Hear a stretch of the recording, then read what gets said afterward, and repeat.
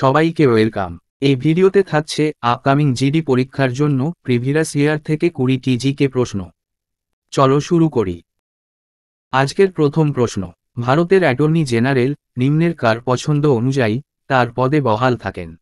Option A ভারতের রাষ্ট্রপতির, option B ভারতের প্রধানমন্ত্রীর, অপশান সি ভারতের আইনমন্ত্রীর, অপশান ডি ভারতের প্রধান বিচারপতির।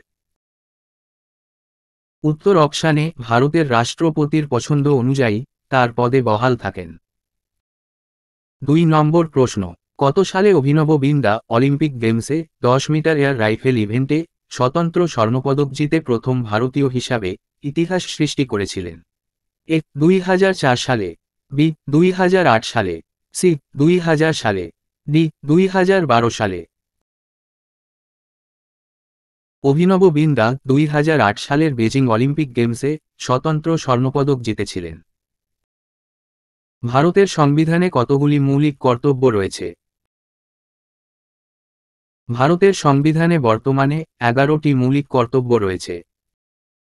8ই এপ্রিল 1929 সালে ভগৎ সিং এবং বি কে দত্ত নিম্নের কোথায় বোমা নিক্ষেপ করেন? যেখানে তার লিফলেটে বলা হয়েছে ঘটনার উদ্দেশ্য ছিল হত্যার জন্য নয়, বরং বধিরদের শোনানোর জন্য। অপশান এ রাজ্য বিধানসভায়, বি কেন্দ্রীয় আইনসভায়, সি কেন্দ্রীয় আইন পরিষদে, ডি কেন্দ্রীয় কার্যনির্বাহী পরিষদে। ভগৎ সিং এবং বি কে দত্ত কেন্দ্রীয় আইনসভায় বোমা নিক্ষেপ করেছিলেন। 5 নম্বর প্রশ্ন, ডুরান্ড কাপ নিম্নের কোন খেলার সাথে সম্পর্কিত? A hockey, B cricket, C football, D badminton. ভারতের প্রাচীনতম ডুরান্ড কাপ একটি ফুটবল টুর্নামেন্ট। বেকারত্বের হার নিম্নের কোন দুটির অনুপাত হিসাবে গণনা করা হয়? এ নিযুক্ত শ্রমিক এবং শ্রম শক্তি, বি বেকার শ্রমিক এবং শ্রম শক্তি, সি মোট জনসংখ্যা এবং শ্রম শক্তি, ডি মোট জনসংখ্যা এবং বেকার শ্রমিক। বেকারত্বের হার অপশান ডি বেকার শ্রমিক এবং শ্রম শক্তির অনুপাত হিসাবে গণনা করা হয়। নিম্নলিখিত কোন রাজ্য সরকার গৃহলক্ষ্মী যোজনা 2023 চালু করেছে?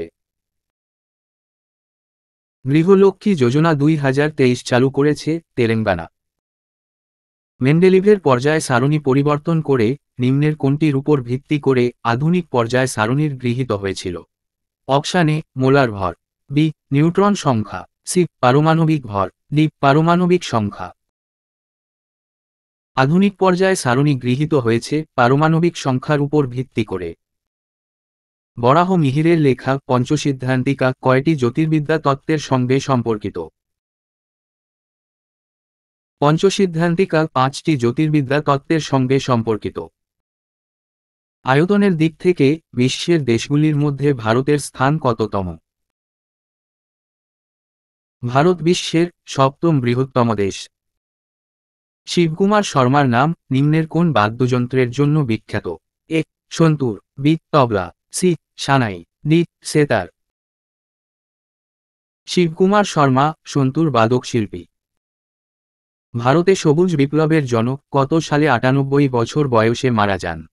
এ 1993 সালে, বি 2013 সালে, সি 2003 সালে, ডি 2023 সালে। স্বামীনাথন মারা যান 2023 সালে। লোকনৃত্য যাত্রা নিম্নের কোন রাজ্য থেকে উদ্ভূত হয়েছে?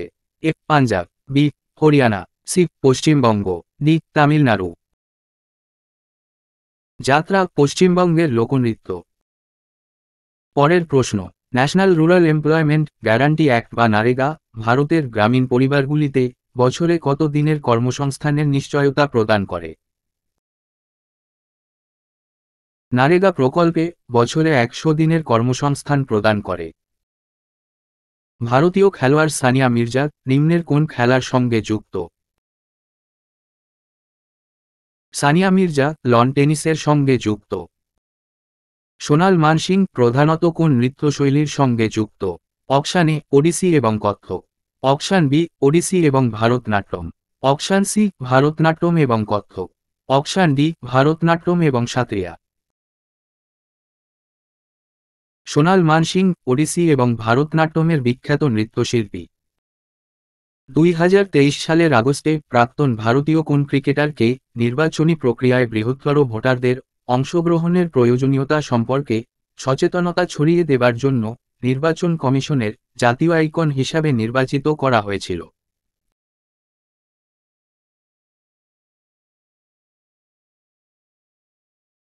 জাতীয় আইকন হয়েছিলেন শচীন টেন্ডুলকার।